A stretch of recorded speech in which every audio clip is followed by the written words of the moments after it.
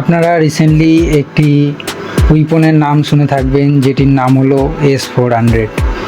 S-400 recently India পাকিস্তানের যুদ্ধে ব্যবহার করা হয়েছে। এই S-400 শত্রুপক্ষের বিভিন্ন ব্যালিস্টিক মিসাইল, ক্রুজ মিসাইল এবং বিভিন্ন উইপনকে ধ্বংস করতে ব্যবহার করা হয়।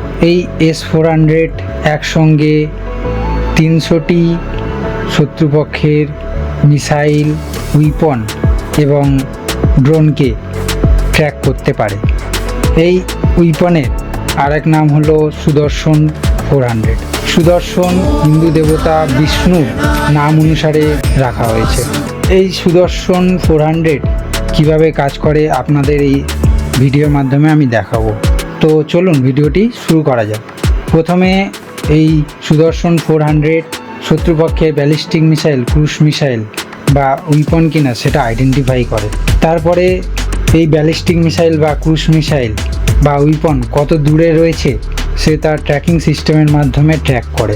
তারপরে এর কন্ট্রোল সেন্টার র্যাডার বলে একটা র্যাডার রয়েছে, যেই র্যাডারের মাধ্যমে শত্রুপক্ষের বিভিন্ন মিসাইল কতটা শক্তিশালী সেটা ট্র্যাক করে সেই মিসাইল আকাশে ছোড়ে।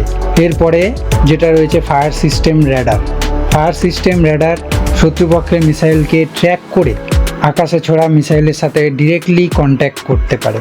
এরপরে এই উইপন ডিরেক্টলি শত্রুপক্ষের উইপনের সাথে ডিরেক্টলি হিট করে, না হলে টার্গেটে গিয়ে ব্লাস্ট করে। এই রকম আরও বিভিন্ন ভিডিও দেখতে শঙ্খ ইনফরমেশন সাপোর্ট বেঙ্গলি চ্যানেলটিকে সাবস্ক্রাইব করুন।